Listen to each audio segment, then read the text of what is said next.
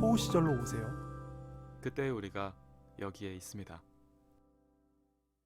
호우 시절 라라랜드를 발굴해 나가는 중입니다. 여기가 발굴 포인트. 여발포 세 번째는 이 영화의 개성에 대해서 지금까지도 물론 여러 차원에 대해서 얘기를 나눴지만 또 각자 이 영화만이 가지고 있는 개성에 대해서 한번 얘기해보는 시간으로 꾸며볼까 해요. 조 셰프님께서 보시기에는 이 영화에 어떤 인상 깊은 포인트들이 있던가요? 뭐 연출 방식이나 이거는 제가 계절에서 이야기할 때 네, 했던 내용을 지난번에 비해서 조금 더 구체화시켜서 네. 구체적으로 좀 그냥 말씀을 드려야 될 것 같아요. 지난번 방송 너무 좋았어요. 어떤 네. 장면 형태로. 네. 그러니까 저희가 표지판이나 내비게이션 보면 어느 길을 가야 되는지 알 수 있잖아요. 그렇죠. 지난 방송에서 말씀드렸던 것처럼 이 영화는 연출을 할 때 영화가 나아갈 장면을 섬세한 장치로 관객들에게 미리 보여주고 있거든요. 네. 근데 저는 우선 첫 번째 포착한 부분은 이 연출 방식에서 걷는 씬이 많이 나와요.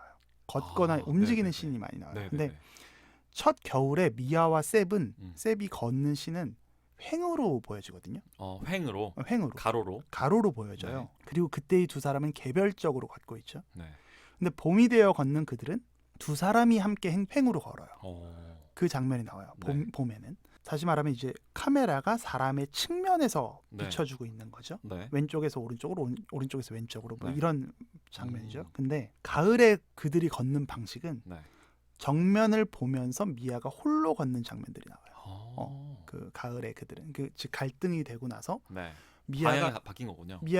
횡으로 걷던 장면에서 정면으로 네. 측면이 아닌 정면으로 종으로 걸어온다라고 해야 되나? 네. 이렇게 카메라를 보고 걷는다는 거는 결국은 자신의 길을 걸어간다는 의미로 해석할 수 있지 않을까. 그래서 더 이상 함께가 아닌 단독자의 모습을 그렇지. 비춰줌으로써 네. 관객이 그들 사이의 변화 그리고 앞으로 나아갈 내용에 대한 변화를 좀 예측하게 하는 부분이 있는데 이거 진짜 참신한 해석이다 이거. 이런 연출 방식이 좀 영화 곳곳에서 드러나요. 네네네. 말씀드렸던 거예요. 그래서 조금씩 제 의견을 네.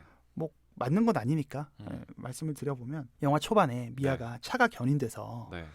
헐리우드 언덕을 이제 터덜터덜 내려오잖아요. 그렇죠. 근데 그 씬에 뒤에 이렇게 써 있어요. 엔트런스 스토리지라고 이렇게 써 있어요. 네. 딱 뒤에. 엔트런스라는 거는 세상에 그녀가 태어나서 네. 일종의 던져진 존재가 된 거야. 음. 근데 아직 이제 미아가 가는 지금 있는 곳은 스토리지, 창고인 거죠. 아직 저장고에 머무른 그녀의 인생을 그냥 은유로 네. 안내해주고 있는 게 아닐까. 오. 근데 그녀가 견인된 차를 찾으러 가는 방향에서 네. 뒤에 사람들이 막 관객처럼 있습니다. 네. 갑자기 그 관객들이 있어요. 뒷배경의 그림이. 그 걸음의 끝에 홀린 듯 들어가는 곳이 바로 립튼이란 바고요. 거기서 셉의 연주를 듣게 되는 게 그 장면이 미아의 삶을 압축적으로 보여주는 거죠. 이거 진짜 자세한 발굴이다.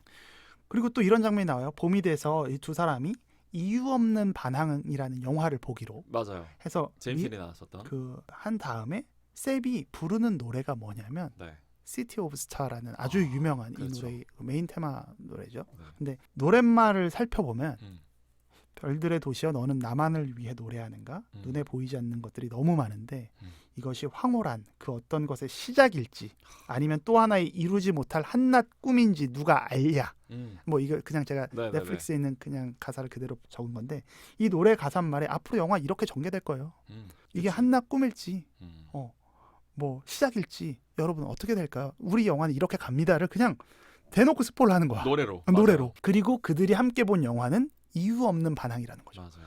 그들이 세상에 버리고 있는 청춘이 버리고 있는 이유 없는 반항 그리고 이유 없이 시작되는 사랑을 보여주고 있는 게 아닐까. 리알토라는 극장에서. 맞아요.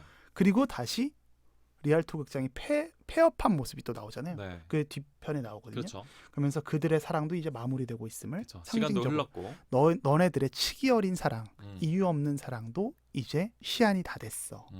그래서 이러한 연출을 관객을 이렇게 막 연출을 통해서 관객을 준비하게 해요. 놀라지 않아요. 그래서 이 영화를 보면서 맞아요. 우리는 네. 오히려 감정이 준비되고 대신 그 감정에 머무를 수 있게 하죠. 네. 그 뒤에 나오는 여러 정말 좋은 주옥 같은 뮤지컬 음악 맞습니다. 넘버들로.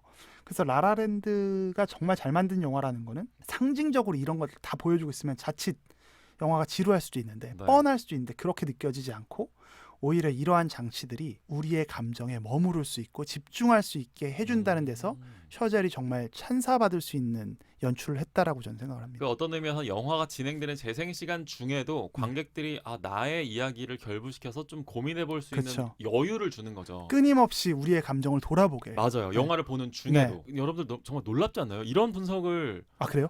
너무 전 기분 좋아요. 처음 들어봤어요. 진짜 이렇게 영화의 장면을 막 종횡으로까지 그 걸음의 방향까지 분석하는 저의 의견입니다. 답은 아닙니다. 그걸 듣고 네, 싶은 네, 거죠. 네. 이거야말로 우리 발골의 어떤 신기원인 것 같다는 생각이 드는데 기분 너무 좋. 너무 좋은데요, 진짜. 그래요? 네. 너무 참신한 감사합니다. 포인트였던 것 네. 같아요. 그리고 듣다 보니까 그래서 그랬었구나라고 음. 납득되는 부분도 되게 많았던 것 같고 여러분들의 의견도 그리고 너무 원우 씨의- 궁금해지네요. 네. 네.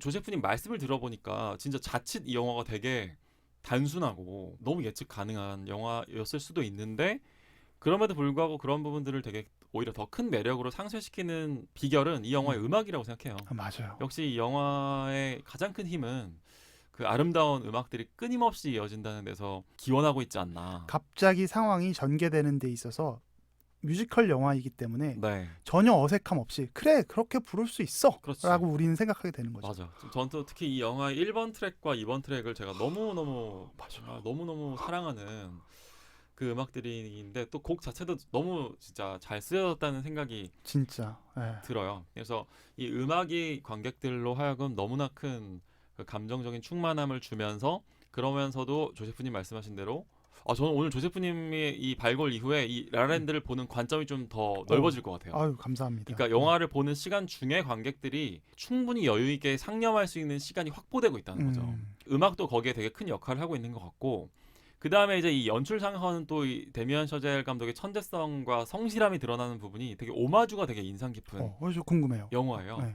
뭐 카사블랑카라든지 쉘브레의 우산, 그리스, 웨스트사이드 스토리, 사랑은 비를 타고, 쉘 위 댄스, 게다가 이제 그 박물관 씬에서는 물랑 루즈까지. 그러니까 제가 다 말씀드린 것도 아니고 네. 20편이 넘는 영화들이 끊임없이 오마주되고 있다고 해요. 그래요? 이 영화에서. 그래서 그거만 분석한 유튜브 영상들도 정말 많거든요. 그래요. 네.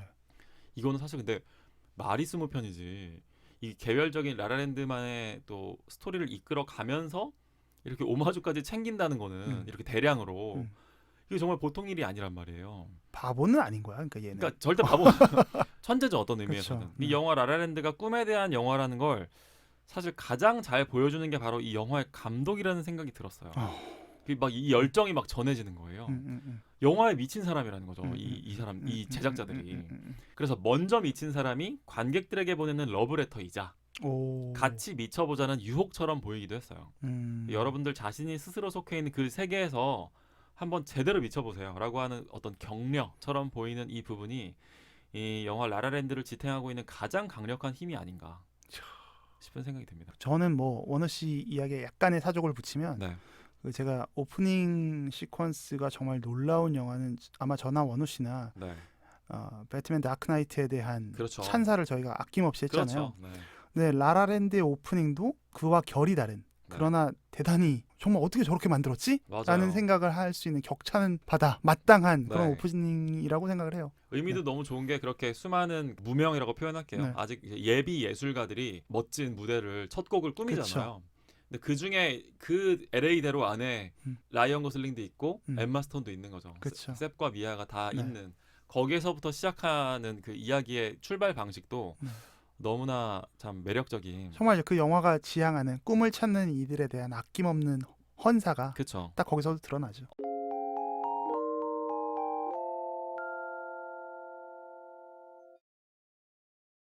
어쩌면 이 저희가 방금 나눈 얘기들은 이 영화가 왜 이렇게 사랑받는가에 대한 얘기로도 연결될 수 있다고 생각을 해요. 사실 꿈을 이룬다는 거는 게다가 되게 맨주먹에서 시작한 정말 재능 하나만 믿고 그치. 정말 밑바닥에서부터 시작한 네. 이 사람들이 결국에는 꿈을 성취해 나간다는 거는 사실 성장 신화랑 연결될 수밖에 없거든요. 그렇죠. 뭔가를 포기하지 않으면 안 된다는 거예요. 뭔가를 포기하고서라도 반드시 얻고 싶은 게 있어? 있으면 한번 도전해봐. 음. 너의 젊음을 한번 걸어봐. 음. 라고 얘기하는 영화라는 거죠. 저는 사실 이런 게 미국의 정서고 맞아요. 우리나라의 정서 아닌가 싶어요.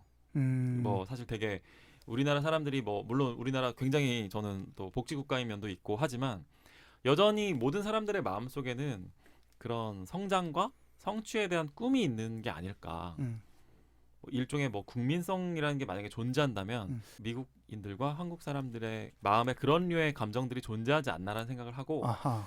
저는 이 열망을 너무 이기적이거나 파괴적이지 않은 방향으로 잘 이끌어가는 게 또 그 사회의 리더들이 해야 할 역할인 것처럼 생각되기도 하거든요. 그렇죠. 건강성이죠. 네.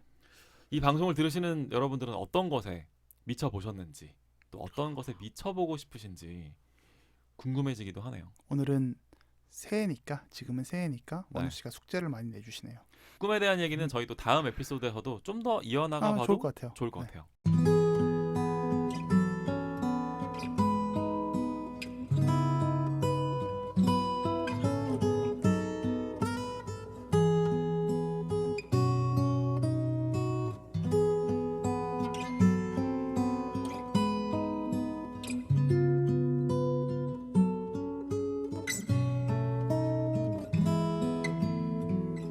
우리의 호우 시절